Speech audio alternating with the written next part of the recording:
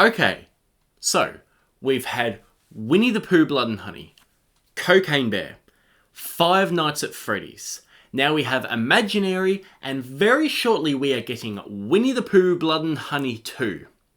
What the fuck is with the sudden onslaught of Killer Bear movies? Please tell me.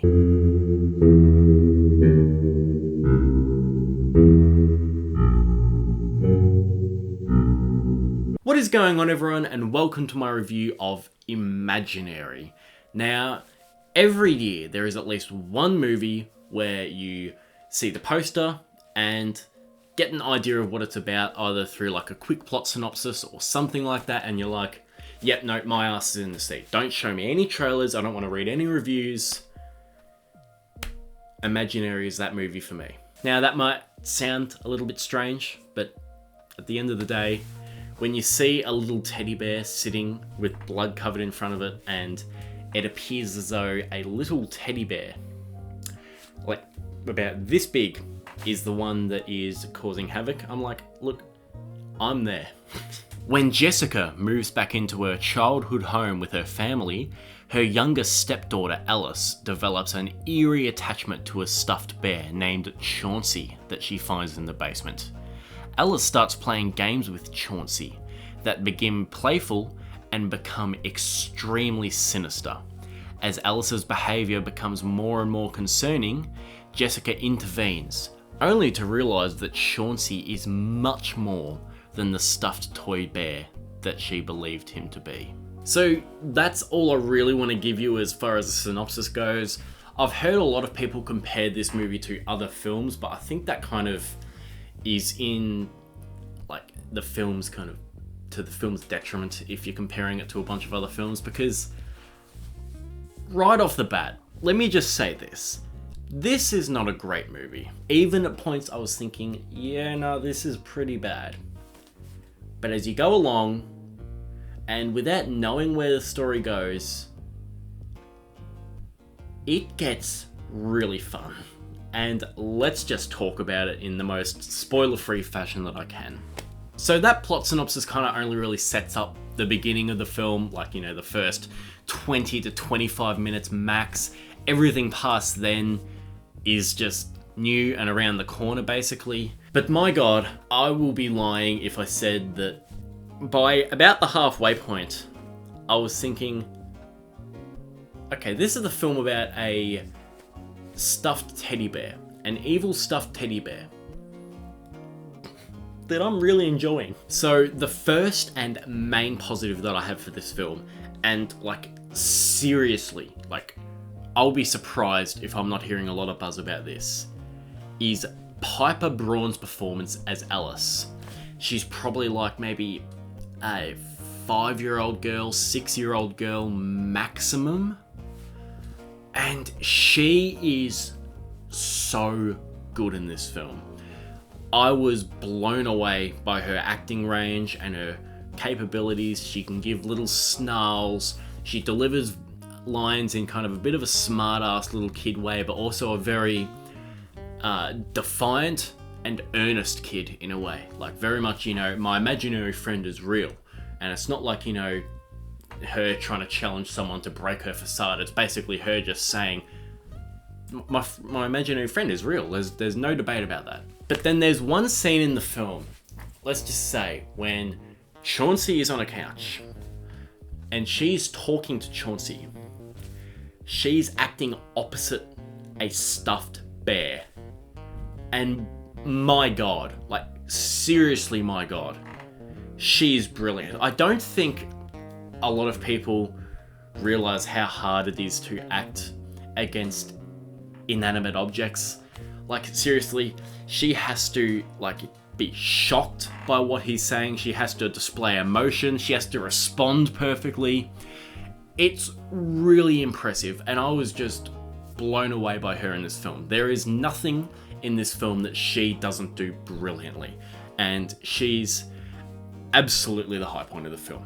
I also thought that DeWanda Wise, especially as you go through the movie, the more you get to know her, you really start to like her. I was thinking at first she's a little bit like a bit of a mismatch with this family, which I guess is the point, but I was also like, she kind of just...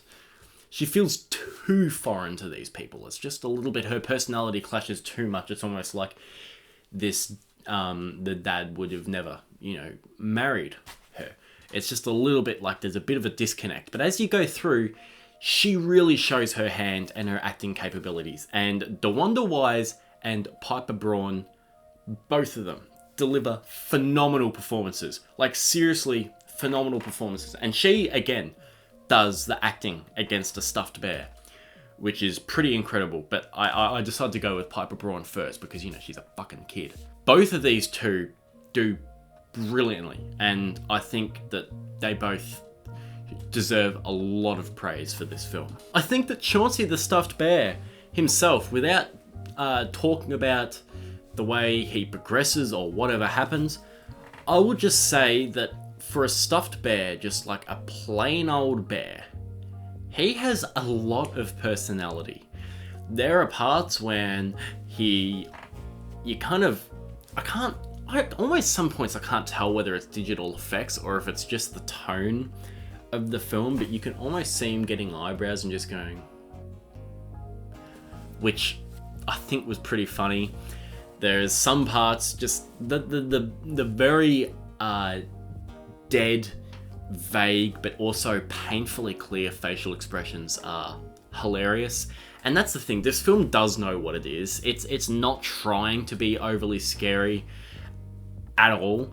It is trying to be like, look, let's just see what we can do with this stuffed teddy bear. Let's see if we can make him, if we're not going to be able to make him scary, which they don't, at least let's make him entertaining. And they do. So when I came out of this film, I could not tell whether it was actually a really good and interesting concept of bringing childhood imagination and imaginary friends to life, or if it is the stupidest fucking film that I've seen in theaters in a long time.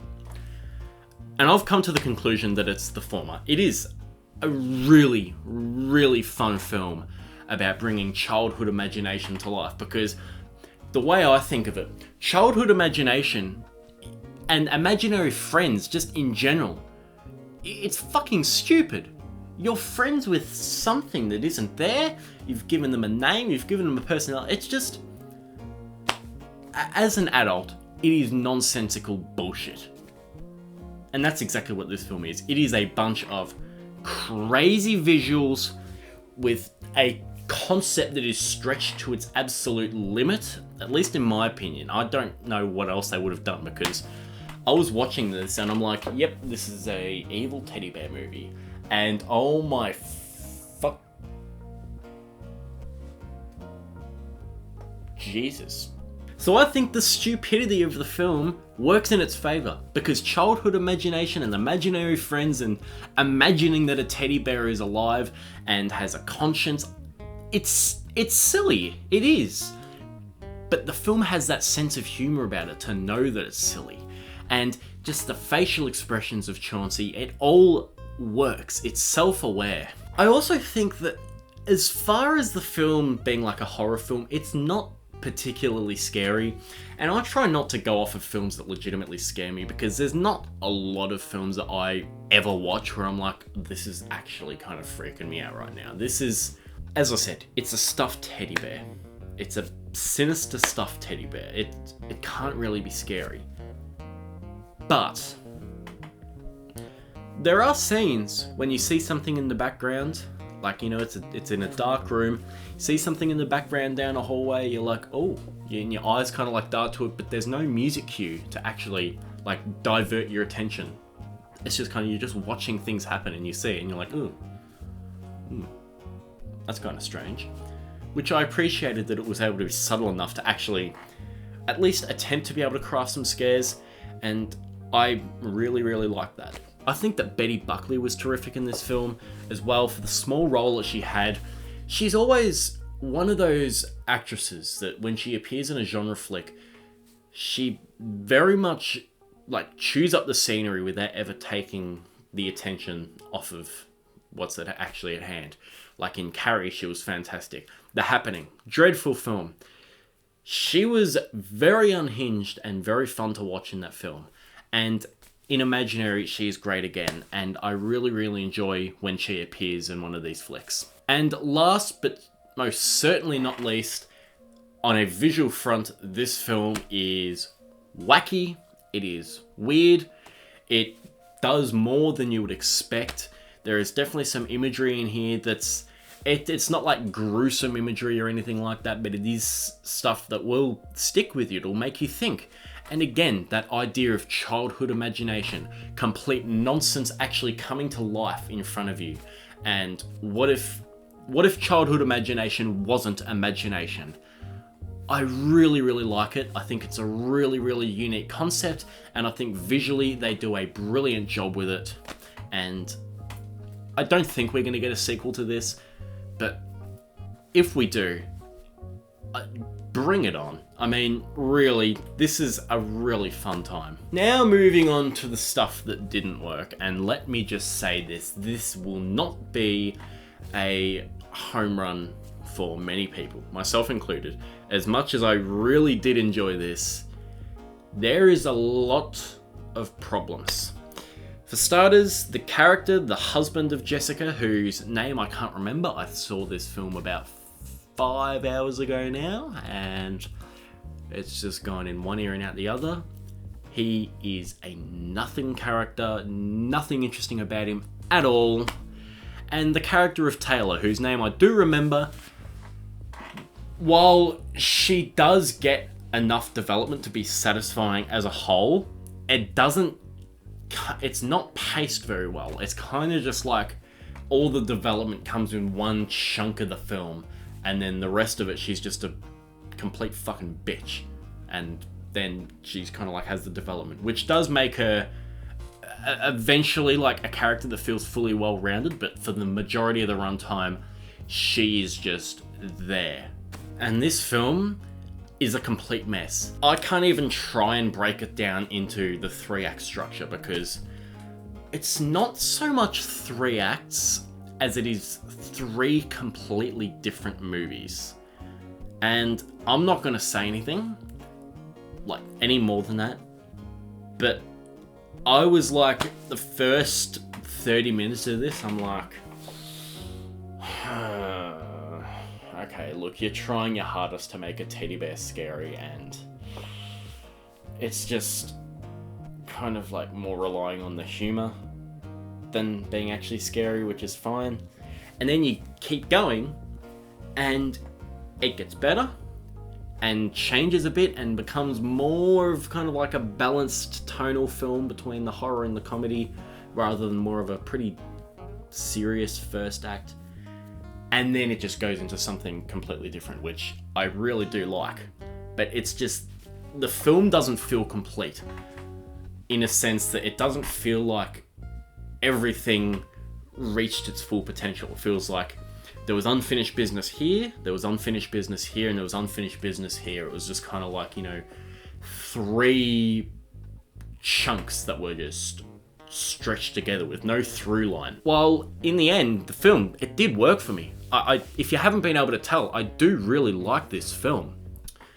It's just that narratively, it is a mess. Some of the characters aren't there at all. And like, it's one of those ones where the inconsistencies with the plot are so glaringly noticeable that it's almost baffling. Like, as vaguely as possible as I can put this, we get something set up in the film. You get a reason later on in the film as to why that is happening. That same reason is then applied to one of the main characters, but the results, the consequences, don't apply to the main character, or one of the main characters, I should say, than they did to this other character that we're introduced to. It's just like, well, why the fuck not? Like, what's changed this time for this person to be completely fine, but for this other person to be like just completely affected by it? It makes no sense whatsoever. It's ridiculous. Also, one final thing before I give you kind of like my final overview is in the first act in particular that really pissed me off. There was a lot of false scares where it's just like someone's standing at a door and it's just like it needs to be annihilated. It needs to be gone. It shouldn't exist anymore. It's not scary, it's not funny, it's not clever. It's just annoying. It's just like you're like, it's just a fucking whoopee cushion going oops.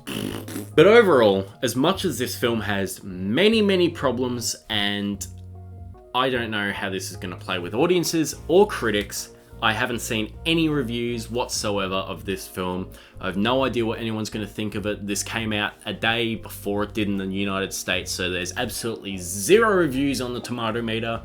I have no idea what the Metacritic score is. I've seen the Letterboxd average just because that appears when you click on the film when I went to log it.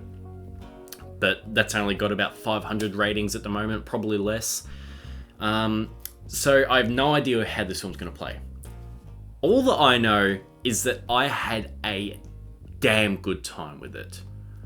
I went in expecting a pretty shitty movie, and I came out honestly like that was one of the stupidest films that I've seen in a long time.